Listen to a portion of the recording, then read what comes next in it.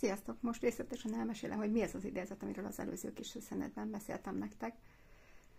Ez a bizonyos idézet, én azt gondoltam, hogy egy komoly filozófustól vagy bölcstől származik, de egyébként a neten elkeresse, bárki megtalálhatja, hogy ez a Mici Mackótól van, és kimondottan arról szól, hogy sokkal több van mindenkiben, mint amiről azt gondolja, hogy lehetséges. Én ezen vagyok, hogy ezeket nem csak a saját gyerekeimből szeretném kihozni, hanem esetleg mások gyermekeiből, vagy akár felnőttekből is.